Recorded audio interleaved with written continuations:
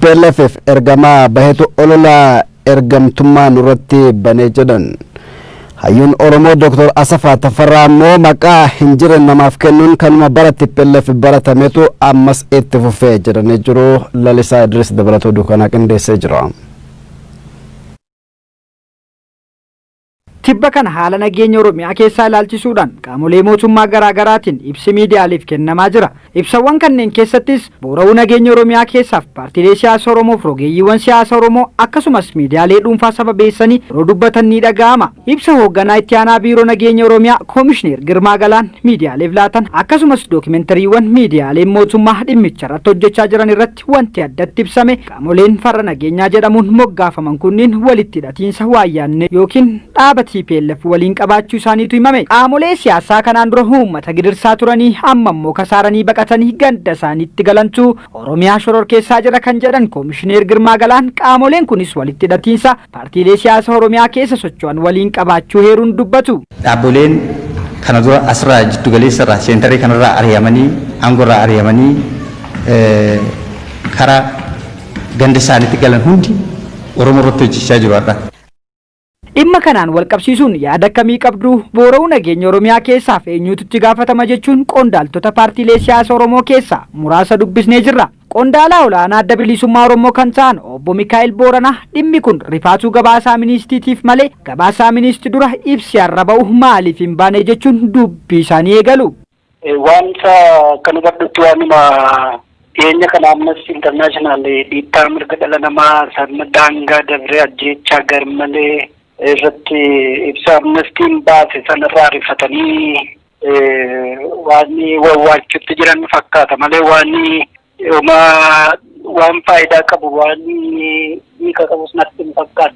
Sodaa rifaatu ummanni hatteeffateera ummanni nutti ka'uu malaa kan jedhurraa waan wawwaataa jiran natti fakkaata. Waggoota bara EPRDF bulchaa ture kana hundumaa waan yaalaa turanidha. Olola garagaraa baddannoo jedhanii arbaa guuguu jedhanii maal jedhanii olola garagaraa tolchuudhaan aadaa'oon nama qalaa aadaa'oon akkas godhaa jechuun waanuma baratanidha.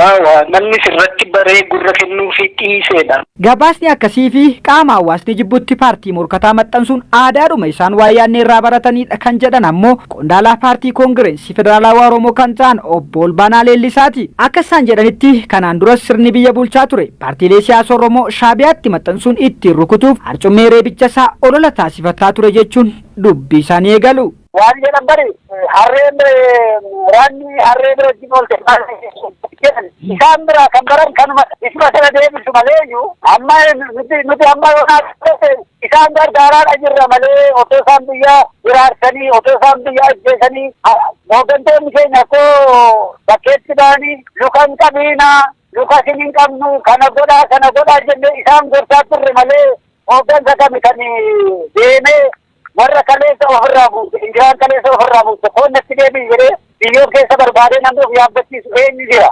Intaa akkuma normaalitti iyyuu baratoo wanta akkasii ta'ee isaanii saalsiidha. Obbolaan isaanii nama kaleessa ofirraa tuffatanii gatan ofirratti deebisuu yeroo isaan yaalan namni arge namni beeku qaaliif obboleessa koo injiraan ofirratti deebisa jedhee obboleessa gorsa malee obboleessatti maadha. Kanaaf inni kun ani gadaa ateeshiitti ta'uusaa waan beekan hojjetuun hojii keenya isaa humnuudhaan. Yaadota kana giddu galeeffachuudhaan hayyoo OMN bilbilaan dubbise Dr. Asaffaa Tafarraa ammoo gabaasaa ministeera ragaa qabatamaa eenyu akka uummata miidhaa jiru sarbama mirga namaa geessisaa jiru mul'isuuf ragaa guddaadha erga jedhanii booda aadaan paartiilee morkataa qaama hawaasni jibbuutti maxxansus kan durii irraa kaasee jiru ta'uusaa himu. Itti dabaluunis lubbuu dhala namaa Oromiyaa bakkeewwan garaa garaatti ajjeefamaa jiruuf kirkira lafaa hin uumamiin hin komannuu waan ijaaf gurri nu dhaga'u amanuu qabnas jechuun dubbatu.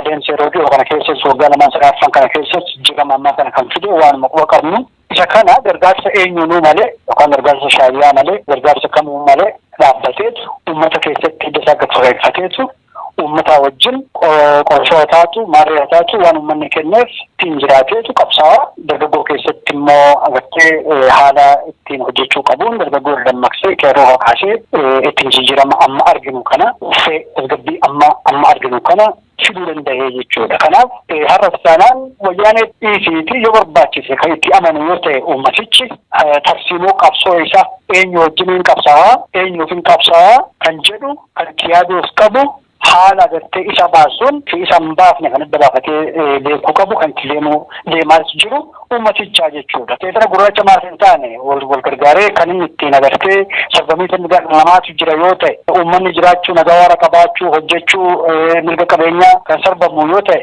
haala isaaf mijateen eenyuyyuu qabsaa'uudhaaf mirga qabaa jedhee tan amana. Boora'uu nageenya Oromiyaa keessaatiif itti gaafatamaan qaama biyya bulchaa jirudha kan jedhan hayyuun kun olaantummaa seeraaf mirga nageenya tasgabbeessuu kan qabu mootummaa ta'uu himanii sababa hanqina nageenya tasgabbeessuu dadhabuutiin paartiilee siyaasaa himachuunis waan hin mallee jedhu. Dhimma walitti dhufeenya paartiilee siyaasa Oromoo fi Waayyaannee jechuun ibsa baafamaa jiruun wal qabsiisuunis taateen kun taatee fedhiitiin raawwatamu osoo hin taane karaan kaayyoo dhaabbilee siyaasaa yoo walitti isaan geesse waan ta'uu danda'udha malee ololli baratamaan akka kana ulee reebichaa ta'uun qabu jedhu. Warri TPLF ergamaa bahe akkuma duraa barate amma immoo ergamaa TPLF fedhanii maqaa balleessiif ka'uun qabsoorraa kan isaan hin deebifne ta'uu qeerroowwan magaalaa Shaashamannee himan. Qarreewwan OMN fi yaada isaanii kennan adeemsi paartiin biyya bulchuutti jiru furmaatan ta'uu jedhanii jiru. Lammaa Hussein dabalata isaanitti hima. Oromoon saba guddaa ardii Afrikaati. Sabni guddaan kun jaarraa tokkoo fi walakkaa ol yeroo gara yerootti miidhaa hacuuccaa fi saamicha irratti adeemsifamaa hammaataa dhufeera. Haala yeroo kanaa wal qabsiisee qarreewwan magaalaa Shaashamannee yaada isaanii akkanatti ibsu. Qabsoo uummanni ittiin deeme kana hundaa of cabsee of dhabee mana ofii dhabee hidhaa keessa bulee waggoota baay'ee achi keessa laakee du'ee hadda mootummaa kana ka'e akka ifa argu ka godhe isa. Mootummaan amma aangoorra jiru aarsaa uummanni Oromoo kafalaa dhufee dagachuun safuudha jedhu. Mirga namummaa dhabutti jira namni amma. Mirga namummaa kan waaqni isaaf laateef dhabutti jira. Lubbuu namoota galaafachaa jira. Keessattuu baadiyyaa keessaa namoota akka sagalee isaanii ukkaamsanii. Maaliif wantoota baay'ee osoo beekan wallaalaniiti miti. Osoo beekan wantoota baay'ee hojjechaa jiran uummata Oromoo irratti nu arrabsuudhis qeerroon gatii kafalee jira. Galanni qeerroo arrabaanii miti kadeebu. Amma ka gara wayyaanee nu deebistanii wayyaanee waliin harka wal qabatanii akkan maaliif barbaachise dhis kaleessa siyyuu kan nu nyaataa ture wayyaanee waliin isinuma nu miti. Wayyaanee daawwan jedhaa turre wayyaanee kaasaa turre malee wayyaanee waliin qabsoomneeti miti kan wayyaanee biyya galchine. Waan ajaa'ibaati bar isaan ummaanuu isaan maalalanii wayyaanee walii yoo jedhan kun waan jedhamu miti. Nuti har'allee borullee hanga bilisummaa dhugaa ija banattee dhuftuuf qabsoo keenya hin dhiifnu. Arrabamnus duguugamnus hidhamnus qabsoo keenya hin dhiifnu.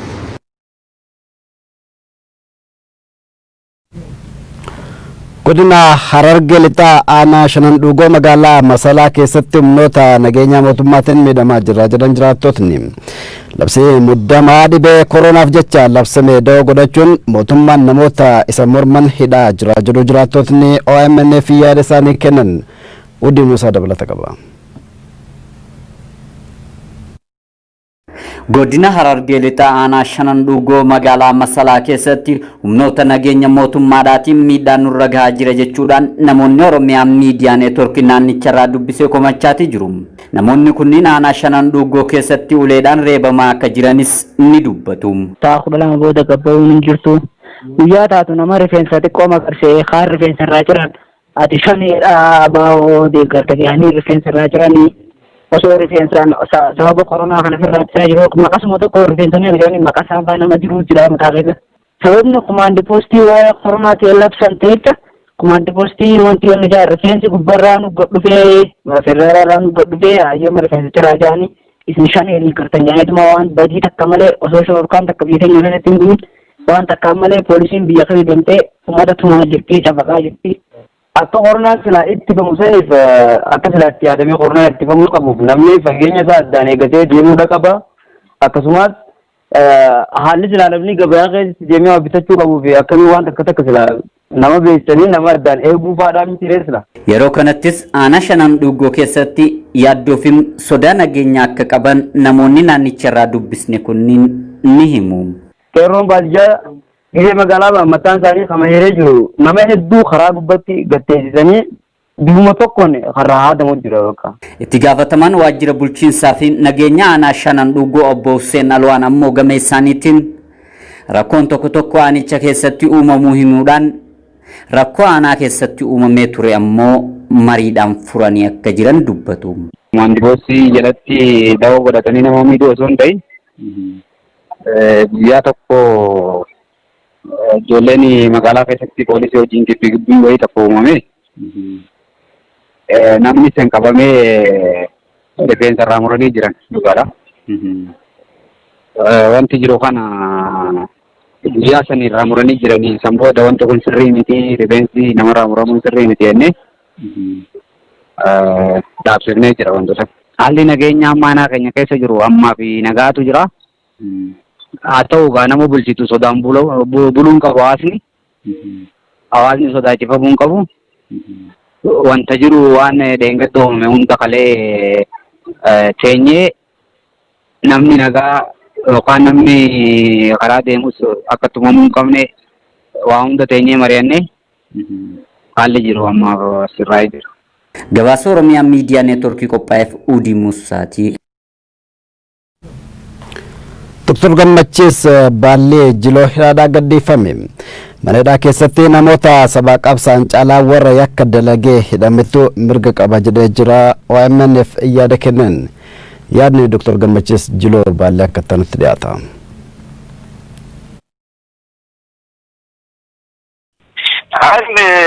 Wanti isaan shakkanii haaluma yeroo jedhanii haalli yeroo sun maalitti yoo gaafatte siyaasa kana ammoo ispeesikaalii kana deeggarkaa sana deeggarta siin jedhanu ana qofa otoo hin ta'in nama hunda haaluma saniin mana hidhaa keessatti jiranii. Namoo wanti na gaafatan hin jiru mana murtii murteessaa jedhan immoo haala yerootiin shakkame jalliseetuma hidhamee achi ta'a malee wabii mirga waa gidduu gaafachuu hin danda'u. Hawwannas mana murtees dhiyaachuu hin danda'u nuun jedhaniitiin ofuma murteessannee kun kan nuti isaani. Yeroo haganis turte? An guyyaa 20 faratti bayaarra. Guyyaa 20 mana murtii dhiyaachuudhaaf hireen arganne? Hin arganne wannoo beellamaas gaafadheetini wannoo waabiis gaafadheetini sullee fudhataman qabu jedhanii middanii warri mana murtiitu aangoon qabanu kana gochuuf aangoon nurraa miira jedhanii isaan warri mana murtii dalagu guyyaa dhufanii achi nu laalanii godhanii qaban isaan karaa biraatiin utuu yaaltanii waa yaaliin aangoo irraa fudhatanii isaan godhatanii qabaman kana dhimma isaanii hin dubbatan. Kana qofaa miti namni ji'a 8 ji'a 4 ji'a 5 hidhamee yeroo achichiisa ana hindoom dafamee gadhiisan jechuu danda'ama. Iddoo itti hidhamtan sani namootni dhimma wal fakkaataadhaan qabaman hagam ga'u keessattuyyuu koronaa wajjin wal qabatee haalli qabeensa namoota to'atamanii maal fakkaata ture? Amma manni hidhaa hedduu magaala kana keessa manni barumsaa sadarkaa tokkollee mana hidhaati. Gubbaa sanin immoo nama 40-50 haga 60 jiraatanii gadi immoo bakka nu turre sanii kilaasii 2 jira. Kilaasii 2 san keessa walmakitar namni guuteetuma bula. Kilaasii 3 warratteedhaan san keessatti gara nama 30-40 fa'aa bulanii bakki biriifattuyyuu hin jirtu wal marchiisa manni akka carraa ta'e immoo anaa fi kilaasii poolisoota takkattu jira isa sannaa kennanii an kophaa kee ture. Sanaalee haala qabannaa achi keessa turetti an akka gaarii ture garuu uummanni akkasitti ta'utti hin jiru. Abbuma dhagganii karaarraa qabanii kamaanii qabanii sakatta'anii utuu maal laalanii karaa deemulla qabannee fidanii olma galchanii waan karaa eessaa dhufee namni eessaa dhufee maal dalagee jedhanii wanni mirkaneeffatan hin jiranu achuma ture bakka namni aga barbaade ture namni mirga tokkoffaa qabu mana hidhaa san keessatti hattu namni waa hatee namni wasaamee dhufe dafee wabiin waan barbaade hatee dhufuuti qabeenya ta'ee waan adda addaa hatee yoo dhufan waan taajjabe keessa warra akkasiisan warri bilisaan yaa'ani namni maqaa siyaasaa fadha namni garagalee waan isaatuun dubbatu rakkoo kana jira. Amma yeroo isin baatan namni keezii yookaan immoo dhimma wal fakkaataadhaan shakkaman kan hidhaadhaa bahan isiniin ala kan biraa jira. Har'a namuun baanaan qofa ijoollee biraatti daddabalaa jiranii daddabalaa turan ganama kanallee kan bakka biraatti hidhamanii ranollee fidaniitti naqaa turanii keessattuu ijoollee sadan takka gara ji'a afurii akkas geetteetti namni waan isaanii garagalee hin dubbanne ammallee achuma ciisan. Aniif immoo ijoollee warra onnoo tokko jira warra shaneelaniin warra wataadaraati ji'a 8 guutuu warra tokko gaafii tokko mala jiranii warra kanaaf kanaan dura manni kantiibaan nyaata kennaa fi tuqee nyaanni sun lamma gara dhaabatee gara baatii gara guyyaa 15 kas deemu jira. Ijoolleen sun ijoolleen warra akkasii ta'aniitiin qabaman sun ijoolleen gariin kan mana hidhaa adda addaa biraatti hidhaman ol deemanii leenjihanii uummatatti makamanii jiru isaanii jalqabanii jiran ijoolleen amma asitti namni waan isaanii garagalee hin gaafanne amma hidhamtee achi keessa jirti.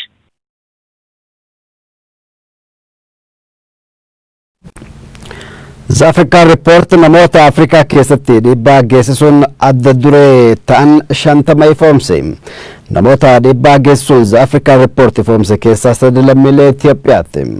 Ministeera Muummee Abiy Ahmed xiinxalaa siyaasaa Jawaar Mohammadii fi hooggantuun duraanii dhaabbata gabaa oomisha qonnaa Itoophiyaa Illeenii Gabramadiin namoota 3 Itoophiyaa keessaa filatamani. Namoonni 50 filataman dhimma jabaa taate ardittii keessatti qabu jedhamee jira. Tatamsa'inni dhibee koronaa dinagdee biyyattiirraan dhiibbaa olaanaa geessisuu danda'a jedhu ogeeyyiin hojii dhabdummaanis cimuu akka danda'u himamee jira. Qaasim Amaanoo dabalata qaba. Dhibeen COVID-19 erga addunyaa weeraree lubbuu hedduu galaafataa jira. Lubbuu galaafachuun cinattis dhiibbaan COVID-19 dinagdee addunyaa irraan ga'aa jiru olaanaa akka ta'ee fi biyyoonni dinagdeen isaanii guddateera jedhaman kanneen akka Ameerikaa, Yuunaayitid Kiingidamii fi Indiyaan osoo hin hafin sababii vaayirasii kanaan lammiilee miiliyoonaan lakkaa'aman hojii dhabdummaaf saaxilamanii akka jiran qorannoon garaagaraa ni addeessa. Weerarri kun biyya keenyattis saffisa olaanaan dabalaa akka jiru ragaalee adda addaa irraa hubachuun ni danda'ama. Dhiibbaa vaayirasichi haala dinagdee irraan ga'uu malu olaanaa akka ta'e ni tilmaamama. Kanuma ilaalchisuun Yuunivarsiitii Finfinneetti barsiisaa kutaa dinagdee kan ta'an Profeesar Alamaayyoo Gadaa qorannoo taasisan irratti BBC'n gabaasa qindeessee jira. Qorannoon isaanii akka mul'isutti bara 2020 kanatti guddinni dinagdee Itoophiyaa dhibbeentaa 11.2 gadi bu'uu akka danda'us eerameera. Dhiibbaan dhukkuba kanaa hanga kurmaana sadaffaa waggaatti kan itti fufu yoo ta'e immoo guddinni oomisha biyyattii dhibbeentaa 16.7 hir'achuu danda'as jedhameera. Miidhaa vaayirasiin kun dinagdee biyyattii irraan ga'uu malu hir'isuuf dandeettii jiru hunda walitti qabuun vaayirasichi hawaasa keessa akka hin galleef hojii to'annoo hojjechuutu barbaachisaa jedhani. Dameewwan dinagdee tajaajilaa fi indaastirii caalmatti miidhamuu waan danda'aniif humna jiru hunda damee qonnaa irra oolchuun yaada furmaataa akka ta'e hayyuun kun ibsanii jiru. Kanaafuu dhibeen kun akka baadiyaa hin galleef of eeggannoo cimaa taasisuun murteessaadha jedhu ogeessi dinagdee. Oduu xumuraatiin sirni gaggeessa George Floyd Ameerikaa bakkeewwan garaagaraatti taasifame.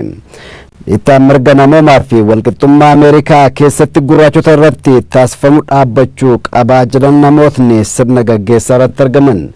Mallasaa Dirribsaa gabaasa maddeen garaagaraa qindeessee jira.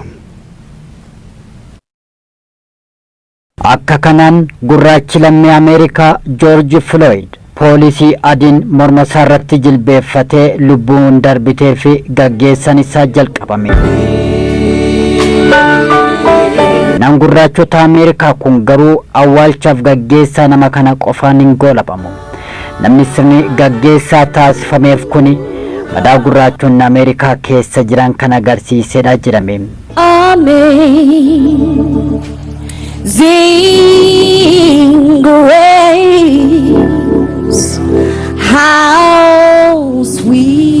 Ajjeefamuu isaa hordofee biyya Ameerikaa dhibee koronaatiin lubbuun namoota hedduu darbe keessatti uummanni dallansuun addabaabaay'itti bahe. Magaalota Ameerikaa daangaa hanga daangaa uummanni hiriiraan sochoosee nama kanaaf egaa gaggeessaan taasifame. maatiin joorji filoyid sirna gaggeessa magaalaa miniyaapoolisitti qophaa'e irratti bahuun waa'ee isaa fi dubbatanii quuqamaa dhiibbaa gurraachota ameerikaa irra ga'uun isaanitti dhaga'amu gaddaa fi mimmaaniin ibsatanii nama jabaa dhabne gochaan raawwatame saalfachiisadha jedhan maatiin. dubbiin falmaa mirga namoomaa fi nama amantii alfred chaarles sharpton immoo miira namoota sirna gaggeessaa irratti walitti qabamanii fi warra foddaa televezyiiniin hordofuullee kan tuqe. What happened to Floyd happens every day in this country. Nuti gurraachonni korporeeshinoota hoogganuu dandeenya. Nuti warra karaa irratti nama saamus miti. Garuu jilba keessanii morma keenya irra dhaabbattanii turtan. Nuti dandeettii waa uumuus qabna. Waan namni kamiituu hojjetu kamuu hojjechuus dandeenya. Garuu jilbi keessan morma keenya irraa bu'uu hin dandeenye. Wanti Floyd irratti ta'e kun guyyaa guyyaan kutaa biyyattii maratti barnoota keessatti tajaajila fayyaa keessatti akkasumas jiruu hunda keessatti nurratti raawwatamaa olee bula. Yeroon kun yeroo murteessaa maqaa Joorji Filooyidiin falmachuuf itti kaanudha. Jilba keessan morma keenya irraa kaasaa yeroon itti jennus amma. Life, it's time for us to stand up in George's name and say, get your knee off our necks. Joorji Filooyidiif yaadannoon sammuu daqiiqaa 8 fi sakandii 46 taasifamee jira. Poolisiin adiin suni daqiiqaawwan hanga kanaatii fi morma Joorji Filooyid irra jilbaan dhaabbatee ture jedhame. Gara jabina poolisiin uummata gurraacha irraan gahu agarsiisuu fi daqiiqa hanga kana yaadannoo fi dhaabbatamee jedhamee jira. Niiyorkittis yaadannoo wal fakkaataan Joorji Filooyidiif taasifamee jira. Haqaa fi yeroo itti tokkummaan dhaabbannu jedhan warri sirna yaadannoo irratti argame. Gidduu kana bulchaan Niiyork Andriyoo Kiyuumo lammiileen gurraacha Ameerikaa haqa qabu mufiin isaanii eenyuttuu dhaga'amuu qabaa jedhanii qalbii namoota hedduu qabanii. This is an incident, an isolated incident, and people focus on an taateen Joorji Filooyid irratti ta'e taatee tokko namoonni taatee tokko irratti xiyyeeffatu garuu kun taatee tokko miti. Kun haala waggoota dheeraaf itti fufe.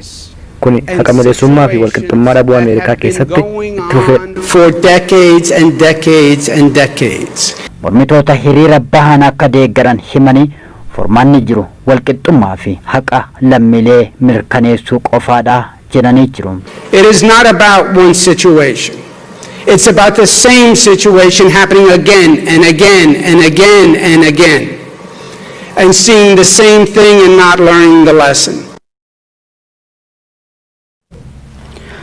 Egaa kabajamtoota daawwattoota yemmuu nuti sa'aatii kana kan hangammaa ture sagantaaleen OMN afanitti dhufu.